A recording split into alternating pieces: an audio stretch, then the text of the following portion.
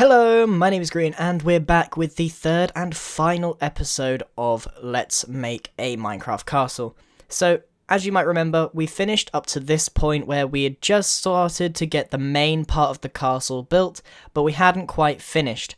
So I finished it all today, and I've recorded it all, and we're back here to finish it off. So unfortunately, there's a lot of the same on this episode. There is quite a lot of myself going through the same process just throughout the build. Because we've got the shape down so nicely in the first two episodes, honestly, there's just going to be a lot of detailing here. So as you can see, I'm just doing that archway that we discussed in the previous episodes.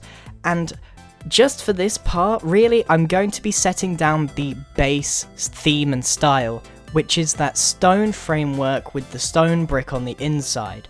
Now, there is going to be variations, but for the most part, I'm going to be trying to drill home how to detail large expanses of walls, because that's what you're going to come across, and one way is to tackle it with a few arches. I've just sort of edged in a box in the middle of my castle. It does make it look a bit more churchy, and I have gone for a more gothic style castle, so that's completely acceptable. And you may notice that I am constantly adding the very iconic part of my style, which is these stone ridges on these sides. Now, I need to do that absolutely everywhere for the sake of consistency. However, if you find that it doesn't quite match up at one part of the build to the other, as long as the parts adjacent to it are okay, that's not a problem. You can have those small inconsistencies. So now I'm adding a few slopes in the roof to try and add a bit of variation. It's all great having it with some towers and some square tops, but I thought I'd rather have a bit of variation. And on a build like this where everything's really grey, it can be very easy to draw the eye into these special spots like a clock when you add some very simple colour like the wood and the clock face itself. Not only that, but the shape is such a good variant that it just complements the entire build. However, you do need to be careful that you don't make it too wacky or overdo it. It might distract from the castle itself. And you'll notice that throughout the build, not only am I doing these iconic ridges on the sides, but I'm also adding the polished andesite with the very easy to do detailing of the ridges on the top as well. And I use just a different variant of a grey block just to add that extra texture to it. If it was stone, it might look like it blended too much and made it too simple. Now, moving swiftly on, I'm detailing like crazy here, and what I want to point out is really important, by the way, is how I'm edging into the building itself. I'm adding like 3 blocks of depth, because when you've got a big castle and big expanses of flat wall, when you're detailing, you have to add depth even when it's just a flat wall. You can do this in many ways, and I'm generally using the same technique throughout the build, and over the next 10 minutes you'll see how these have ingrained into my mind and how they just become second nature on what fits where. So it's completely up to you how you detail your walls. However, being consistent, and not only being consistent, but making it have a good element of depth is very, very important. Otherwise, you're going to end up with just a very big box. So I'm just using a bit of half slab and some cobblestone wall, and I found it to be very effective. However, you might find that you've got something else that fits yours, and I'm only going for a gothic style, which is actually kind of simple to do in terms of detailing because it's a lot of straight lines and crosses, and it looks very French. So I just have to edge it up all the way through. As long as there's a 1 block center, I can continue to do this style really, really easily. And you'll see that I just continue doing different variants. And here and there I'll change the shape just to add a little bit of differentiation in the structure if I found it to be too square. So again, this is just another variant of my detailing that I've been using exactly the same blocks, but behind it I have been adding a slight bit of colour. This is Fort Grian and red is my colour, so I have been adding some red there as well. I also did this video in several different segments of building because it took me hours and hours and hours to make this, as you can probably imagine. So what I'm really trying to drill home in this episode isn't really how to detail. I mean, you can still copy these designs if you've never seen them before. I personally hadn't used these before and I kind of made them up on the spot, but I found that they worked so well that I would probably use them again in the future, but again, this is only for this style. However, what I am trying to get across to you is how you have to be consistent with your detailing, use elements of depth, and try and edge your details back as far as you can without it looking a bit too odd. Another thing to mention is how you can add small bits of contrast. If you're making a castle like I am with a lot of grey blocks, adding that colour is going to be very, very important. However, you don't want to overdo it because a castle with a lot of colour can look kind of weird. So you'll see that I've added these log roofs that make it look a little bit more interesting. So again, I'm going back round the castle, adding all of the base style first before I detail it. Now, what you could do if you're building yours is just completely finish all of the base style, which I didn't do. I sort of did the base style and then added details and then went over to another part of the build, so it gets a little bit confusing. And also, don't forget to add your logo. This is Fort Grian, so gotta add a massive G in there. And yes, so you have to go and detail accordingly. You could just put the whole base style everywhere and then detail the whole thing afterwards. It's completely up to you how you do it. I'm a very finicky builder, as you probably realise by now, so I go all over the place and it becomes kind of difficult for you, I can imagine. So it's very important that you are consistent, as I keep going on about. And you can tell that I'm doing just a lot of the same, but this one's a little bit different as it is the entrance and you want to make it stand out a little bit more. So again, that contrast of colour's nice, and I do want to add a little bit of greenery at the front because I do want this to seem a little bit more imperial, a bit more important, so just a few flower pots does the trick. And you can see how that little bit of red just makes it so much nicer. So the grey can be improved. A lot of people, when they see a castle, they just say, too grey, but you can fix that really easily with just a few bits of contrast. Again, all I'm doing here is detailing. It's really hard to commentate over when I'm just doing the same thing over and over again, but you need to take into account how many variations of the detailing I'm putting in. If it's all the same, like one after the other stacked, it's not going to look as good. Having good variation in your detailing but keeping the same style is very, very important. So here, when I'm detailing this huge flat side, I'm going to be using a variety of decorations. So on this side I'm using exactly the same as I have been the entire video. However, when I hit the bigger parts, I start to do something a little bit different. I actually make this giant cross which I edge in. I did a smaller version on the front, but it's also appropriate to do it here because it can fill in a giant space. That's obviously going to cause some problems for the interior later, but fortunately for me, I don't do the interior on these kind of videos, but you probably will, so I'll let you handle that.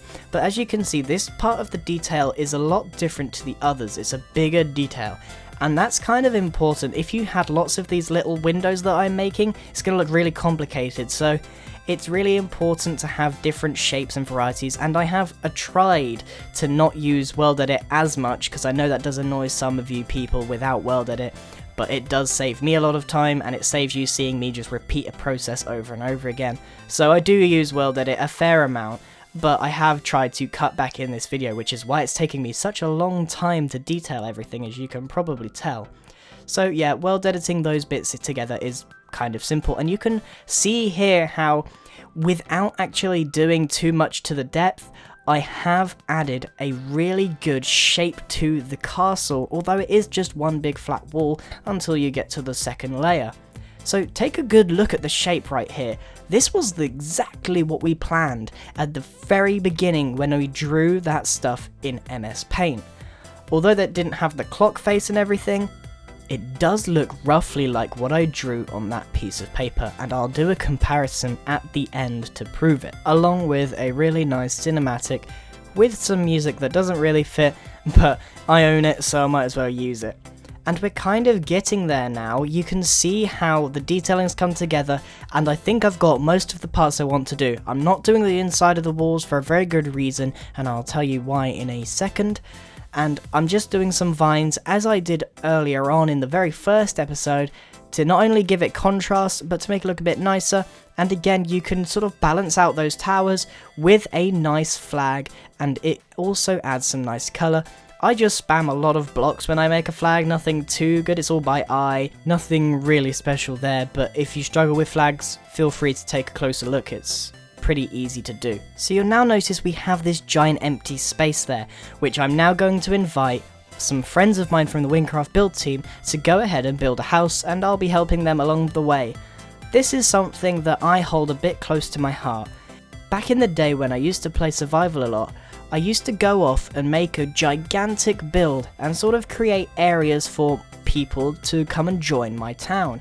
I made an underwater base and a bunch of other things, but it really stuck with me how building a giant place that looks really good can entice people to come and join your like micro community, and you can build together and work together, and you'll see that me along with some of the Wingcraft builders work together to make this sort of old English town inside the Grian fort. And it's really nice to see this happen. It takes a long time, in fact this took us about an hour to build, but honestly it completes and brings the entire build together. It's all well and good having this giant structure, but if you don't have anyone to share it with, what does it truly mean? I mean, it's bragging rights, that's about it. But what if you actually put it to use? So in a survival scenario, if you manage to create something like this, not only would I be gigantically impressed, I would happily come and make a house and live in your castle with you. And I'm sure that applies to a lot of people, especially along with builders who perhaps aren't as quite as talented as you and wouldn't build something as big as that, but are quite happy to sit inside and be part of your build and sort of help you out, and you can improve the castle, name parts of it, build dungeons and whatever else. It's a fantastic idea for a survival community.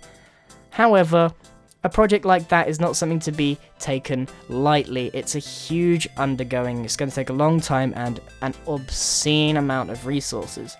I'm not commentating over the building of the houses because it's not really part of the castle, it's kind of its own separate thing, and it's another rustic styled house, it's an old English house, but hey, if you want a tutorial on how to make them, more than happy to oblige. I did add a marketplace in the middle, not only as you can probably imagine to add a bit more colour and spice it up, but to just make it seem more alive. Imagine you could have villagers there.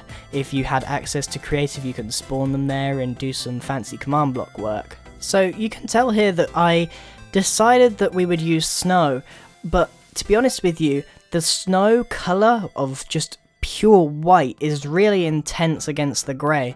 So I actually decided to do all the different houses a different colour of stained clay. Not only is it more mild and warm, it fit the scenario a lot nicer, and I'm going to change that any minute now. There we go, just having a play around finding the right colour.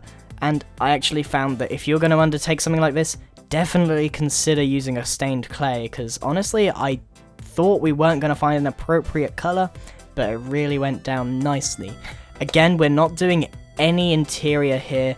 This is all just exterior because it's a proof of concept, teaching you how to build. And now you can see why I didn't detail the inside of the walls. Kind of obvious now because the houses are attached to them. I did see a comment saying that houses wouldn't be attached to them because of intruders, etc., but no big deal. Anyway, let's get on with the cinematic so you can see what it's like.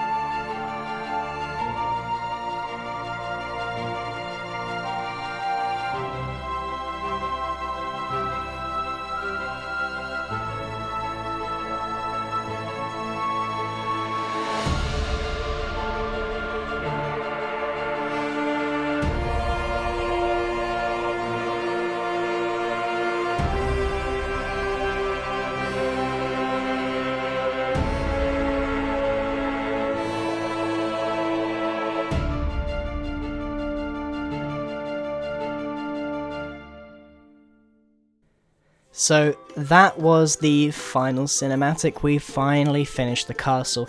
I don't like normally doing part 1, part 2 as I said before. I probably should have even done this as a 45-minute standalone, and well, that's kind of it. Thank you very, very much for watching. If you've made it to the end of all 3, leave something in the comment that suggests you have heard my voice right now. Maybe write the word dongle, that seems to be trending right now in my videos. So anyway, what I wanted you to take home from that castle is some very simple points. You need a consistent, stylized form and a good shape. Not only that, but you need to have a sense of grandeur. Those 3 things combined, I'm sure you can manage to create something amazing. And I'd love to see pictures. I already saw some people starting one, but I'd love to see more. I'm always interested to see how you can interpret my videos, because not only does that impress me, it helps me improve. If I see the way that I'm teaching you is making you perform a different build every time, then I can sort of work out where I'm going wrong or right in my descriptions. Anyway, thank you very much for watching. Goodbye!